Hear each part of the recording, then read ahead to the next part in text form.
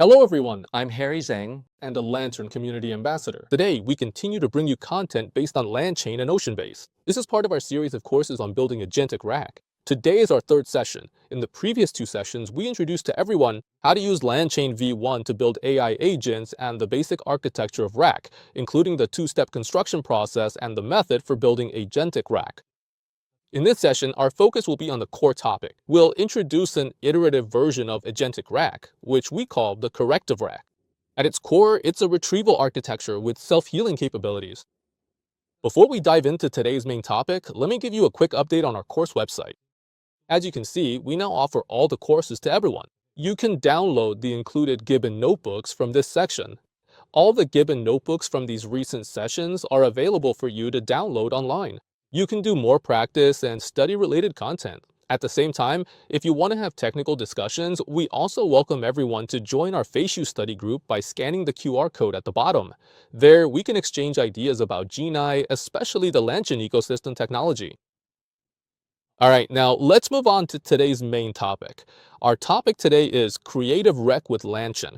This course is jointly produced by OceanBase and the LangChain community.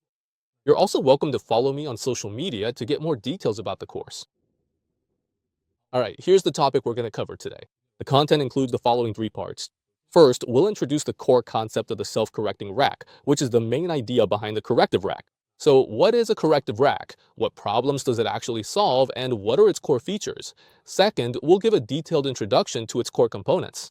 That is, one is a scoring component and the other is the fallback mechanism, a component that provides additional fallback search capabilities. These are the two most essential components within the entire corrective RAG. Finally, we'll introduce them to everyone. How do you use the LangChain v1 version to build related features? Its core is the new capability introduced in v1. That is, middleware. We'll see in the following examples today how to fully leverage middleware capabilities to enhance the corrected RAG, or even the entire RAG system. Alright, first is the first part. What is a corrected RAG? Simply put, it's a traditional RAG system. Here, we're specifically referring to the agentic RAG system, which is able to recognize that the content it retrieves might have issues. And once it realizes there's a problem, it also has a certain ability to fix it. So the key point here is, first, being able to recognize the existence of a problem. Second, it needs to have some kind of repair mechanism. These 2 points make up the core idea of corrective RAG. Alright, let's first take a look at some of the issues that might exist with our current traditional agentic RAG. So agentic RAG, although compared to our most traditional two-step RAG, which is just retrieval, then directly answering in this way is definitely more flexible and proactive. It can use tool calls to be more active, and it can use retrieval tools in a more targeted way to answer questions. But the problem is the retrieved or referenced content might still have issues. In this situation, the problem could be that the answer is wrong, or it could be a hallucination, or maybe the data isn't sufficient, or the data is outdated. So in this case, even though we've done the retrieval and gotten an answer, but if you answer the question based on this result, it can actually cause problems because the result you retrieved already has issues. So it's hard for your answer to be truly correct. The user ultimately gets an answer with hallucinations. This isn't a hallucination of the large model itself, but an issue with the content it was given as input. There was already a problem with the input. So the final result you get is problematic. From the user's perspective, it's still an issue. So if you're using a traditional RAG agentic RAG, this is a common problem that can occur. It's because the input content has issues that even a highly capable model can run into problems. Actually, because of this misleading content, it can generate a hallucinated answer, or an answer that's simply wrong and worthless. So the core of CRAG is to solve the problem we just mentioned. It needs to be able to clearly determine whether the retrieved and recalled content is valuable and what its quality is. When it detects an issue, it first needs to verify the quality. Generally, we assign it a score. Of course, this scoring is also carried out by a large language model. You can use a simple yes or no, a decimal between 0 and 1, or an integer from 0 to 10. There are various ways to score, but you need to assign a certain score to the recalled content. Based on the score and the threshold you set, you can then take some follow-up actions. The most crucial and central operation here is that when the recalled content has issues or is of low quality, you need to have a certain fallback mechanism in place. There are many ways to implement this fallback mechanism. The simplest and most straightforward way is to use other search methods to obtain relatively reliable content, which can then serve as support for your answer. For example, if the content we retrieve has issues and this data can be found on the public internet, we can just perform a web search to get relatively trustworthy recall content and then guide the large model to answer based on that. Of course, there are other fallback mechanisms as well, especially within enterprises, where you can use your own private APIs. A fallback mechanism for related content, but the core is that you first need to score the content. If the score doesn't meet the quality requirements, then you need to have another form of fallback. Combining the two allows our agentic direct system to better identify the quality of our data and then answer based on higher quality data, thereby providing users with a better interaction and response experience. So CRAG, or Corrective RAG, is essentially agentic RAG with an added small loop for self-correction, self-scoring, and fallback correction. In essence, it's still built on the foundation of agentic RAG. So if we look at its core process through an architecture diagram, it's essentially adding a great docs or scoring mechanism for the retrieved content on top of the standard RAG process. If the scoring determines that the retrieved content is relevant to our goal, that is, the user's question, then we can directly use this content to answer. If it's not relevant, then we need a fallback mechanism. Here, the simplest fallback is used, replacing our retrieved content with content from a web search. This process can be further expanded and made more complex, but the two core points remain unchanged. First, there must be a scoring mechanism, a basic way to evaluate. Second, after evaluation, if the content doesn't meet the requirements, there must be the ability to supplement or fall back, either by discarding the original content or by enhancing the quality of the retrieved content. But there needs to be a fallback and supplement mechanism. So we've simplified this process. Essentially, it's still within the agentic record system with retrieval tools as the core. The content generation and our supplement process are actually about quality control and optimization of the generated content. It doesn't depart from the core framework of agentic RAG. If you're interested in learning more about Corrective RAG, I encourage you to check out the following paper to understand its core process and related key concepts. Alright, so before building Corrective RAG, as we've seen, there are actually a few key functional nodes in the whole process. First, you still need to have a RAG node, which handles the initial data retrieval. Here, we're still using OceanBase's vector storage, which we introduced in the second video, to perform the relevant operations. The whole operation process is also very simple, so let's quickly review it together. First, you need to use LangChain OceanBase's vector stores to set up our vector storage. Here, after configuring the relevant settings, you can build the vector storage. You can also download our Jupyter Notebook to learn how to set up and ensure it runs properly. The second step is to turn the vector storage into a retriever. In LangChain, a retriever is an abstract concept that represents something that can receive certain requests and then perform data retrieval or search. It can use various methods, including web search, vector search, or other data storage searches. But at its core, the concept is a request comes in and I can return data to you. So here, after converting it into a retriever, we set it up to retrieve the top 3 most relevant pieces of data. Next, we need to wrap this retriever as a tool. This way, we can operate within the agentic RAG framework, because in the agentic RAG system, all execution processes are completed within tools, so we must also wrap our retriever as a tool. Moving on, after we use the retriever to get results, we will ultimately get, here we set it to top 3, the most relevant few results. Then we format and concatenate them into a long text string. This way, when passing the results to the next step in the subsequent operations, the process will be smooth and seamless.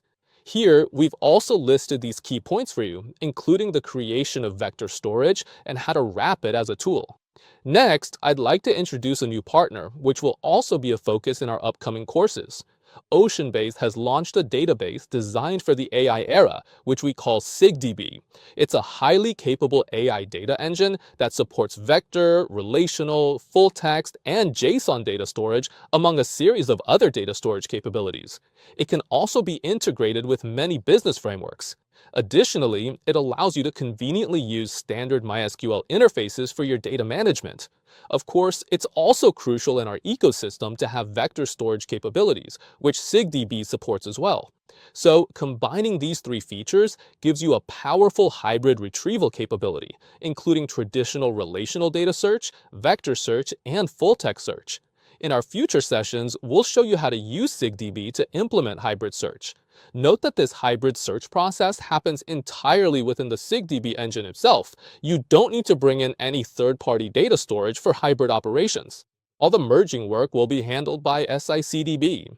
If you want to make this kind of replacement and you're switching from OceanBase's native storage, the main thing you need to do is just follow the official documentation, get it up and running, and make sure your connection string is correct. There might be some changes to account names or passwords, but as for the code itself, like we saw earlier, there's nothing you need to adjust. It's a seamless transition. You can still use LangChain OceanBase to work with SigDB, so we welcome everyone to try out OceanBase. You can visit the AI website to learn more details about SigDB. It's also an open source database and it's free to use. You can check out the website and the related GitHub repositories. To get more details about it and in some of our upcoming videos, we'll show you some advanced features based on it, an introduction to RAG capability enhancement. Alright, so earlier we talked about how to use the document locking tool. Next, there are two core modules. One is document scoring. Actually, document scoring isn't that complicated. Its input is simply the user's question and the documents we've retrieved. The second core aspect is that it needs to have an evaluator. Here, we can implement a very simple evaluation. The evaluator uses the capabilities of large language models to directly ask whether this document and the user's question are related and requires it to provide a structured output. This structured output usually contains two things. One is the score. The score can be a Boolean value, 0 or 1. It can be from 0 to 1, from 0 to 10, or any value that represents a scoring level. The second is reasoning. Why did you give this score? This part is especially important because having this will reinforce the large model and make the scoring more effective and reliable. So when you're creating this kind of scoring tool, always remember to include reasoning. This field forces the large model to think further and make sure that its score is truly valid and effective. Alright, so here it's also mentioned that its core is a structured output. It needs to have these two fields, so throughout the entire scoring process, the problem that arises is that when you use a large model to create this evaluator or scoring tool, its structured output might have issues. If you're using models that aren't particularly strong, everyone be sure to note that there may be cases where the output is not structured. The topic of the output doesn't match requirements. We require a value from 0 to 1. It might give a Boolean or triple force value, which may not match our needs. You must handle errors and exceptions. Of course, this is also recommended for everyone. When it comes to scoring evaluators, try to choose stronger and better models for evaluation. This will help you get a more accurate and realistic assessment. Alright, let's move on. Another key point is our fallback mechanism. Note that this is an abstraction. Fallback. The core idea is that when we get an evaluation result that doesn't meet our expectations, for example, if you give a preset value or if it's a true or false that doesn't match, at this point our fallback mechanism will be triggered. This fallback mechanism can do several things. There are many options, including web search, using other databases or knowledge bases, and so on. You can also rewrite our request or rewrite the user's request. You can perform another search to try to find a reliable answer. All of these are fallback solutions you can choose from, and you can even select multiple options. So here, in our example, for everyone, the simplest thing we do is directly fall back to web search. This way, you get a response more directly, quickly. We can also show everyone the entire process. The most important thing here is the flow of the nodes and the two core nodes. As for implementation details inside, there are possible solutions. The thing is, you have options to select. The search engine we use is Tablet, and the key feature is that we use Tablet for searching. Now, let's move on to the second part, which is implementing our CRAG based on LangChain. Its core lies in the new additions in the VETSA version. A key module here is the middleware key. So this part, in the first episode of our video series, we already gave everyone an introduction to this. You're also welcome to learn more about it through the official LangChain documentation. You can also refer to the video I provided for further understanding. Alright, so here, we use Middleware to provide support for LangChain's related CRAG functionality. Its foundation is still the React agent built on LangChain. This hasn't changed, so at its core, it's still a reason ACT loop. The core is that it needs to use the ability to call tools to handle related workflow processes. For example, our retrieval is a tool, and so is scoring or other web searches. In fact, in the end, you have to rely on tools, and because agentic React is a loop, a multi-step loop, a fundamental requirement for multi-step reasoning and execution ability hasn't changed. What Middleware brings us is the ability to enhance the entire React process. It allows us to embed additional capabilities at almost every point where it's possible. At every possible extension point, it provides you with options. Hooks are provided so you can mount your own additional features. These give you the ability to empower the entire execution process. So here, for example, we can observe the output results and then control the model's behavior. All of these are part of what Middleware offers, the scope of its capabilities.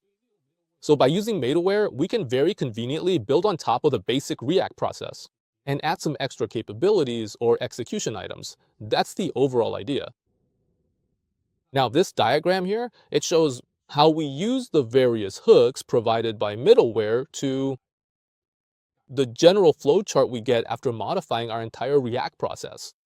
Now, in essence, this process is the same as the React process, but it provides a lot of hook points, and that's how we end up with a flowchart like this. If anyone wants to learn more about LangChain be aboard, to get a deeper understanding of the middleware in this version, I recommend you check out my 2 videos on Bilibili. One covers an overview of middleware, and the other introduces more than a dozen official middleware options. It also explains how to build custom middleware. So the focus of today's video is on building and implementing custom middleware, which I highly recommend. You can use these 2 videos to get an overall understanding of middleware and learn how to develop middleware in detail. All right, so in our current CRAG scenario, we'll basically be using this architecture. In the diagram, the core is these 4 key hook points, with the very first and last being before agent and after agent. In our scenario, the other 4 hook points are not applicable. We basically use all of them, starting with rep2 call. In this part, we use it to observe the execution of our tools. And in this stage, we directly score and obtain the evaluation results.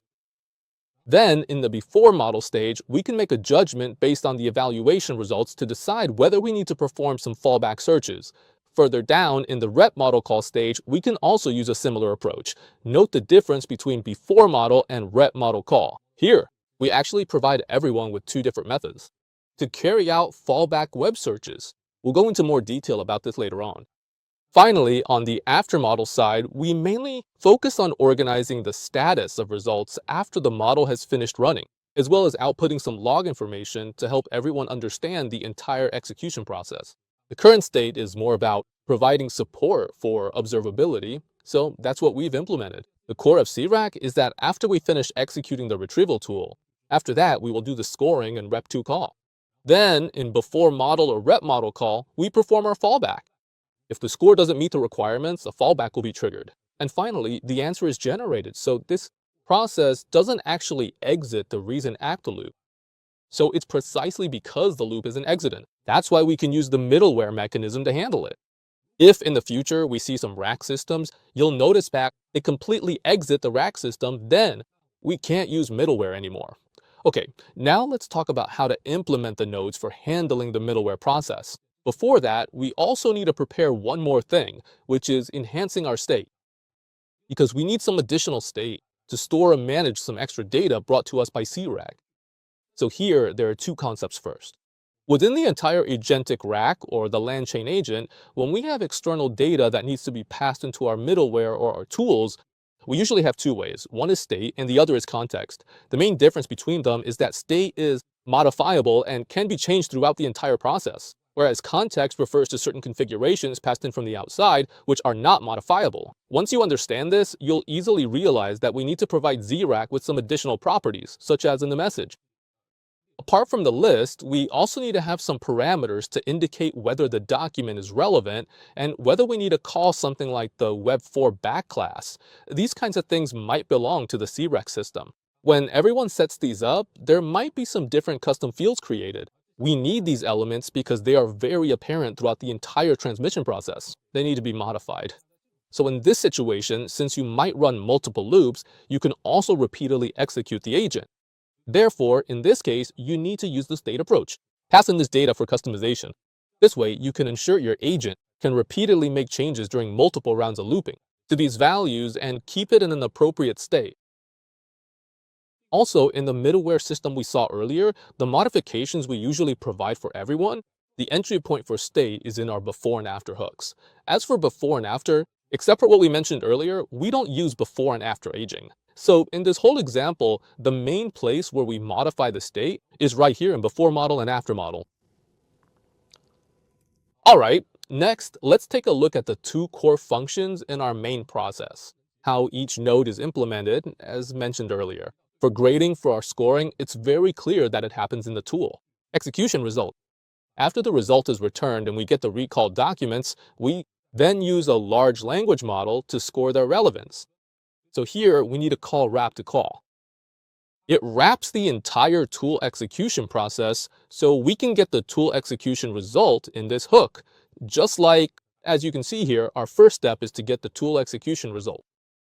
Then we need to first make a judgment. The tool we're executing here is indeed rective, because in our example, it's pretty simple. There's only the reg tool.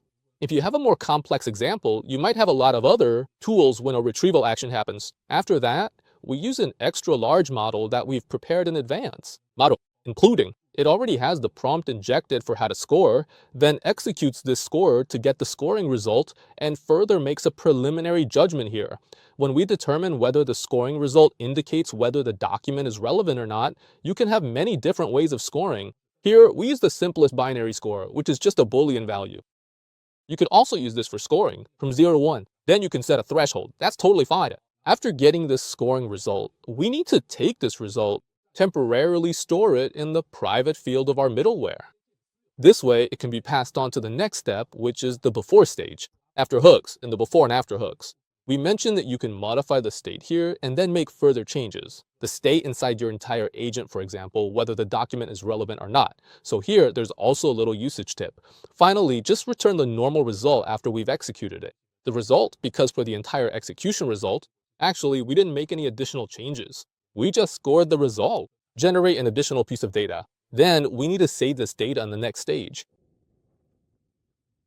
All right, so the key point here is wrap to call. We do the scoring in private storage, and then we need to use the next step, wrap to call. The next hook after that is before model, inside before model. The real specific details. Store the scoring data and some judgments about whether they're related. Save these items and then provide them.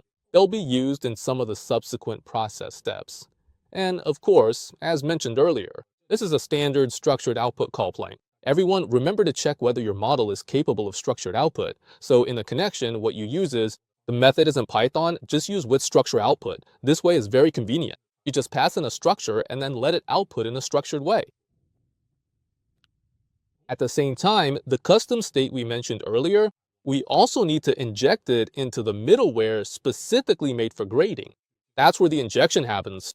This way, it can effectively function throughout the entire process. For the data states related to our extensions, it handles, modifies, and saves these class-like data operations. For the complete process of creating grading-related middleware, you can refer to the materials we provided. And the Get It notebook we've given you, there are very detailed codes and execution results. You can use these for study and for secondary development. All right, once we have the grading items, the next challenge is how to implement fallback grading.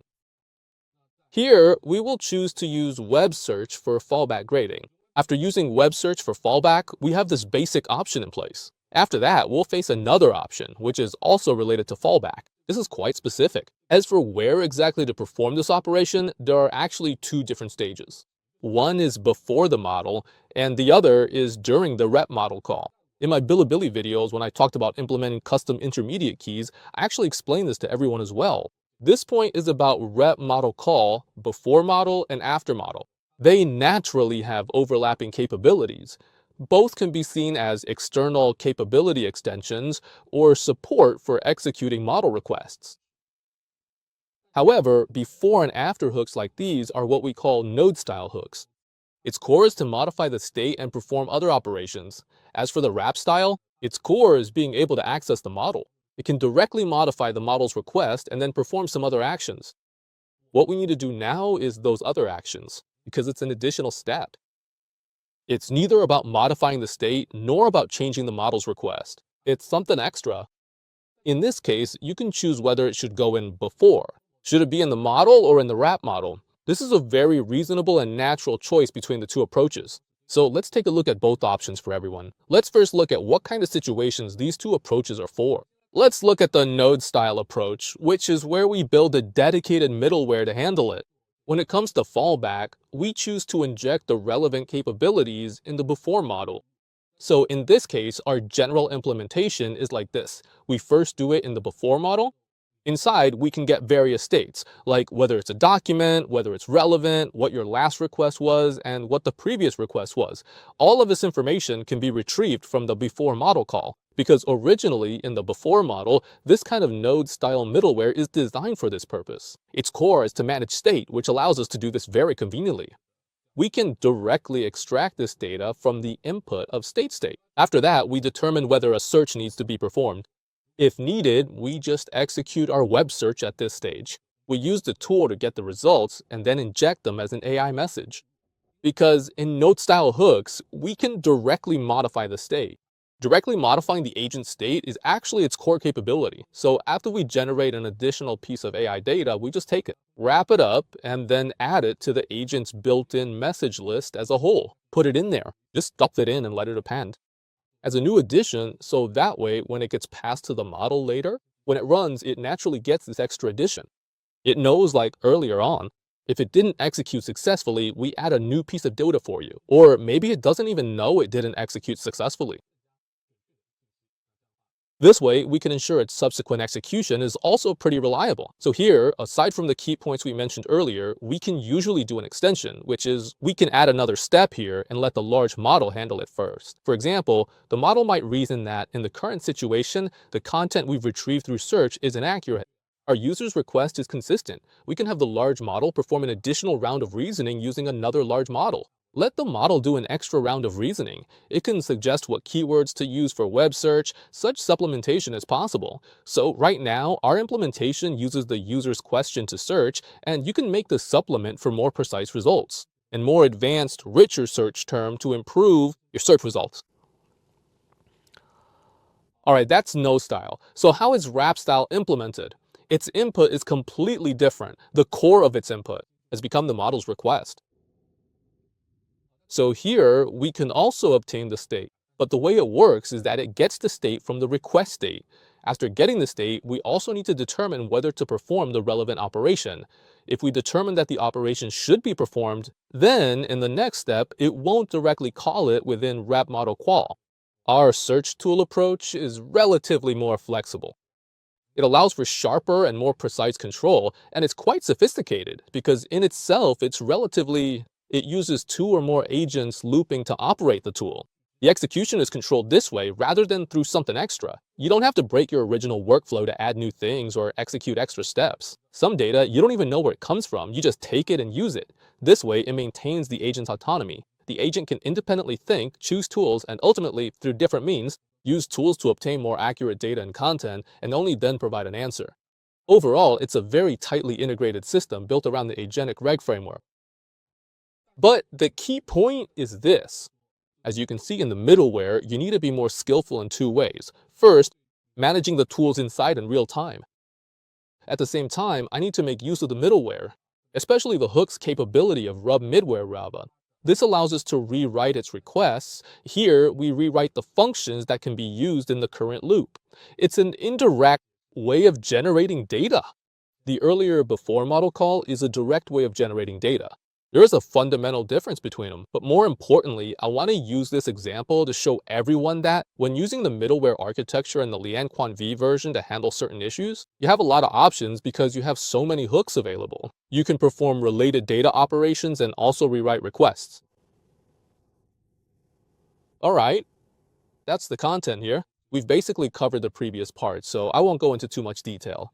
Finally, let's assemble the entire RAG agent here. The main difference lies in the way RAG handles styles. At the very beginning, we need to set up web search and have it ready as one of the available tools. Expose it. Then for no style, we actually don't need a web search because in our process, it's basically implicit. It's the execution of a tool. At the same time, for the entire agent, when you're building it, the system prompt you pass in, actually, you can keep it as simple as possible. There's no need to tell it. You have a lot of tools. You have a search tool because search is actually a kind of web search, a fallback mechanism. And in the system prompt, actually, you don't need to tell it that we have this kind of extra mechanism. What you should do more is provide tools so it can naturally explore and use the tools to avoid for some small models. When you explicitly tell it that you also have extra tools it can use, it will start to hallucinate, especially some smaller models under 10 billion, which are very prone to hallucinations. For example, if you only provide it with a retrieval tool, and then you tell it in the prompt that it might have additional tools, it might eventually end up ignoring the tools you've already injected and try to call a search tool that doesn't actually exist. This kind of situation can happen. So everyone needs to be careful and not to add unnecessary explanations in the prompt. Don't over-explain. As for the content of this fallback mechanism, let the agent do natural, heuristic reasoning. Okay, for all the content above, we've prepared a very long and detailed set of materials for everyone. It's extremely comprehensive. We welcome everyone to use this Give It notebook to learn more through the new book. As mentioned earlier, you can find out about the different ways we've implemented our various middleware here. How is the middleware implementation of the core components done? What are their output results look like? Also, the notebook includes related mermaid diagrams we've made for everyone, which you can expand and view.